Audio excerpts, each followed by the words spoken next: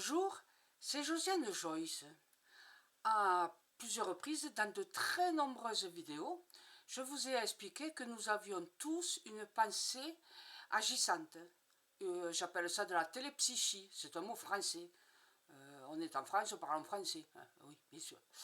Donc la télépsychie, c'est-à-dire envoyée par la pensée, la psychie, des pensées positives, bien évidemment. De toute façon, les pensées négatives, ça ne marche pas. Voilà. Il faudrait que, si vous voulez faire du mal à quelqu'un, il faudrait vous concentrer des heures et des heures et des heures pour que ça marche. Par contre, la pensée d'amour, la pensée positive, la pensée qui fait du bien aux gens, ben ça marche. Oui, oui, ça marche. Voilà. Je peux vous l'assurer. Et donc, je vous ai déjà mis des vidéos à plusieurs reprises. Et donc, il faut beaucoup de courage. Et tant mieux pour lui, il a l'amour de ses proches. Et il a reçu, il a dit, grâce aux soignants, enfin bon d'accord, il faut les féliciter, je les félicite encore, aux soignants des hôpitaux, médecins, infirmières, ambulanciers, enfin voilà, tous ces gens-là, qui nous soignent avec beaucoup, beaucoup de dévouement et d'abnégation, il faut dire, voilà, et de courage. Eh bien, il a remercié ces gens, il a remercié sa famille et ses amis, et il vous a remercié, il a remercié tous ces femmes qui avaient envoyé des tas de lettres pour lui souhaiter bon courage, bonne santé, bonne reprise, enfin voilà, alors toutes ces pensées d'amour, a-t-il dit, toutes les lettres avaient les ondes positives. Et voilà, j'en suis venu à penser qu'il fallait que je fasse cette vidéo, parce que justement, quand on reçoit des pensées positives de beaucoup de personnes, eh bien les choses s'arrangent. Rappelez-vous la vidéo de Notre-Dame de Paris, où je vous indiquais que les pensées, les prières, les suppliques, les espoirs, les émotions, qu'elles soient de désespoir, de centaines de millions de gens dans le monde, ont fait que Notre-Dame de Paris n'a pas disparu entièrement et totalement. Voilà, la chanteuse canadienne, eh bien, je crois que vous la reverrez rarement et vous la verrez pas sur scène. Si pendant quelque temps elle pourra chanter peut-être un peu, mais ça sera très difficile. Hein. Et si elle remonte sur scène, il faudra qu'elle soit assise parce qu'elle sera trop fatiguée. Ces maladies auto-immunes, elles fatiguent, croyez-moi, ça fatigue beaucoup. Par exemple, je vous ai expliqué malheureusement qu'il fallait venir en aide, si vous l'aimez, à la chanteuse canadienne. Vous savez, sa maladie, là, la polymyosite ossifiante, c'est une affreuse maladie. Et j'ai entendu dire qu'il y avait un album qui était sorti. Eh ben, je ne sais pas s'il a fait toutes les chansons, s'il les a chantées toutes. Hein. J'ai l'impression que c'est la récupération des chansons qu'elle a dû faire il y a quelque temps, puis qu'elle n'a pas trouvé qu'elles étaient valables pour la mettre, voilà, qu'elle n'était pas aussi bien que ça pour les mettre sur son CD. Donc elle en a peut-être chanté une ou deux. Il n'y a pas de raison, hein, voilà, elle a encore la possibilité de se bouger un peu, mais ça ne va pas durer longtemps. Donc malheureusement. Alors si vous achetez un disque, n'achetez pas le CD, achetez plutôt un disque vinyle. J'espère qu'ils ont pensé à en faire un. Voilà, il n'y en a plus pour longtemps, et donc qu'elle ne puisse plus chanter. Donc voilà. Il y a aussi notre comédien, un chanteur, enfin plutôt chanteur, français celui-là, qui s'en va, je ne sais plus dans quel pays, tout à fait au nord du Brésil, je crois. Bon, voilà. Et qui a un cancer, c'est la troisième fois. Hein. Lui aussi, vous pouvez lui envoyer des ondes positives. Ça va le maintenir, ça va l'aider. Hein. Je ne dis pas que ça va le guérir. Mais s'il y a beaucoup de gens qui s'y mettent, ça pourrait agir parfaitement. Voilà. Tout ça, c'est dans le signe, enfin, dans l'exacte continuité des vidéos que j'ai faites. Comment guérir, enfin, comment faire un nounou, un doudou, pardon, guérisseur, et comment faire un objet soignant pour la personne que vous aimez, hein, qui vous tient particulièrement à cœur. Ça, vous pouvez le faire. Hein.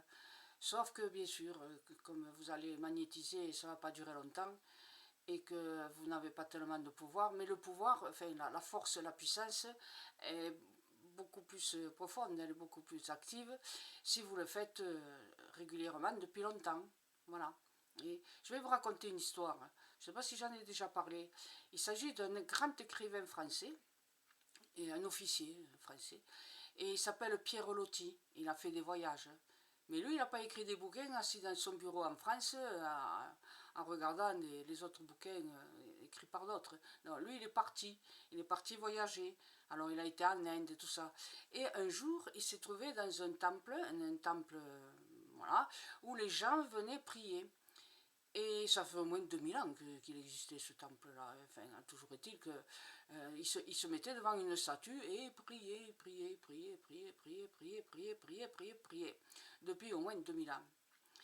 Et cette espèce de statue, je sais pas, du Bouddha quelconque, là, voilà, du réincarné quelconque, portait autour de lui des objets, enfin des vêtements précieux, des écharpes, enfin, voilà, des fleurs, des bijoux, de ceci, de cela. Eh bien, savez-vous ce qu'a fait Pierre Loti? Ah, quel scandale! Il est parti en emportant l'écharpe qu'il y avait autour du cou. Ah, et ouais, il est parti, ça lui faisait, il voulait le souvenir, et ça lui a fait le souvenir. Sauf que, en arrivant, il s'est rendu compte, quand il avait mis l'écharpe comme ça dans un coin, que les gens qui touchaient l'écharpe, ils se retrouvaient à avoir beaucoup de chance. Il leur arrivait un truc formidable.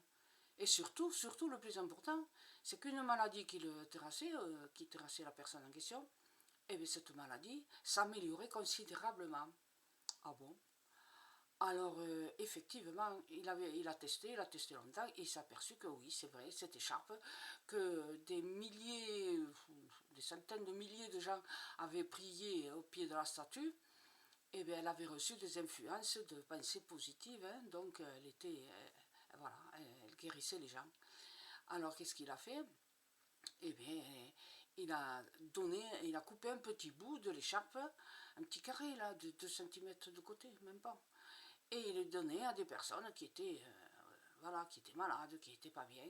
Et ça, voilà, certaines étaient guéries complètement, d'autres un peu moins, mais ça leur faisait énormément de bien. Et cette histoire, elle a été cachée, mais cachée pendant des années, des années, des années. Et elle a été un peu, comment dire, un peu portée, je sais pas, et encore, je vous la raconte, mais il y a très peu de gens qui la connaissent, un très peu portée au public, parce que une personne dont l'enfant était malade quand elle était petite, après en grandissant, un jour, elle voit qu'il y avait une vente aux enchères des objets ayant appartenu à Pierre Loti. Et alors, miracle, la fameuse écharpe y était. Qu'est-ce qu'elle a fait, cette dame? Eh bien, elle a acheté l'écharpe. Eh oui, pour 3 francs 6 sous. Mais c'était une femme très positive. C'était pas... bon, c'est vrai qu'elle pouvait donner des morceaux, elle aurait pu les vendre, hein, puisqu'elle savait que ça faisait du bien, puisque ça l'avait soigné elle-même. Eh bien non, elle ne l'a pas fait comme ça. Elle a pas trop fait de publicité. Elle a enfermé l'écharpe dans un coffre de banque quand même. Hein. Et quand quelqu'un méritait vraiment d'avoir un petit bout de l'écharpe, elle allait, elle découpait un petit bout, et hop, elle revenait et elle donnait ce morceau à la personne qui était malade et qui avait besoin. Surtout parce que ça portait de la chance, mais ça guérissait surtout très bien. Voilà. Et donc, et elle demandait le silence complet, que personne ne dise comment il avait été, comment sa santé ça a été amélioré. Et les gens, ils étaient obligés enfin, ils se sentaient obligés d'accepter de ne rien dire. Et c'est comme ça. Alors, ça c'était dans les années 30-40, quoi. Voilà. Mais je ne sais pas du tout si cette dame continue à avoir l'écharpe. Je suppose qu'elle doit être décédée, peut-être. Mais si quelqu'un a pris la suite, tout ça. C'était une longue écharpe, à force d'en donner petit bout, il ne doit pas en racheter grand-chose. Hein. Mais c'était une écharpe un peu miraculeuse. Voilà, même si elle n'était pas de la religion catholique.